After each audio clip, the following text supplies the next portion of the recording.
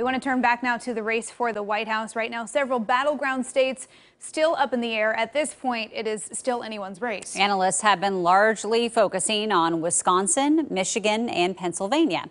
Joining us live to talk more about what's happening now and what comes next is Lewis and Clark College political science professor Ben Gaskins. Thanks for joining us. Good morning. Thanks for having me. Yeah, so we're seeing, a lot of people went to bed last night and they saw that, Trump was ahead in some of those states. A lot of that was the in-person day of voting they were looking at. This morning, that seems to be changing somewhat as they count those the mail-in ballots. Biden getting a lead now, a small lead in some of those states. So what are your thoughts on just the current situation?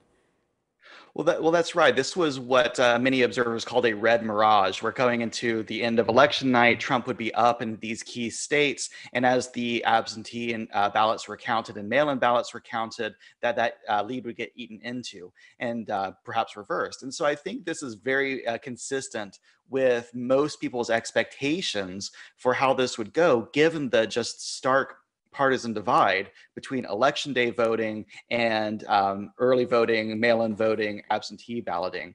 So far, those states seem to be going according to, again, most expectations. And it looks like Joe Biden has a fairly narrow but widening lead in Michigan, Wisconsin, and he's probably going to catch up in Pennsylvania, though of course it remains to be seen whether or not he has enough outstanding votes to pass Trump in Pennsylvania. Now, Ben, the president had kind of a self-proclaimed victory speech last night. Again, this race has not been called. He just tweeted, I believe for the first time this morning. I want to read this tweet for our viewers real quick. The president saying, "Last night I was leading often solidly in many key states, in almost all instances Democrat run and controlled.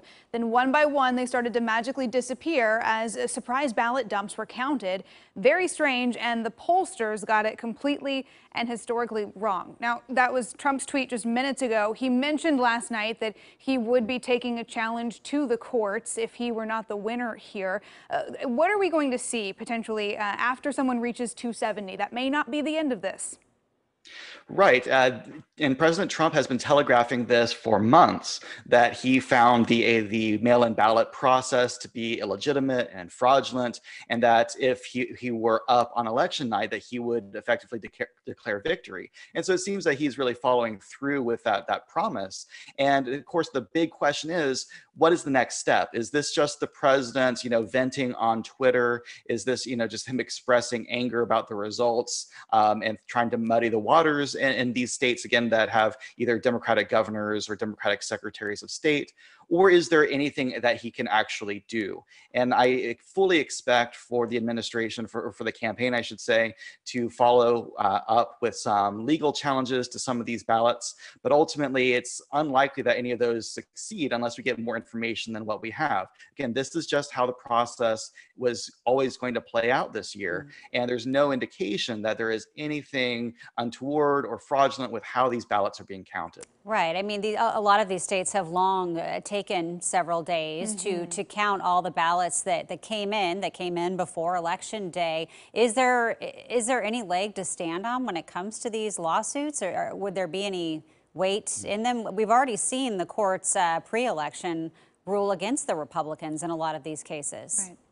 Right. That's, I think, the big question. And I don't see any legal argument to be made right now that the ballots that are being counted are in any way of questionable legality. We're not even talking about ballots that have yet to arrive, which was one of the big concerns, that in states like Pennsylvania and North Carolina, that as long as ballots are postmarked by Election Day, they could be counted even if they are received afterwards. And so there may be still some of those ballots outstanding, and there may be some legal wrangling over how those ballots are counted, especially if they come in, multiple days after Election Day. But the ballots we're talking about right now that has so far given Joe Biden a narrow lead are ballots that were in by Election Day. And so I don't see there being any way for the president or the campaign to legitimately claim that those are fraudulent or the product of a bad administration or something that should not be counted.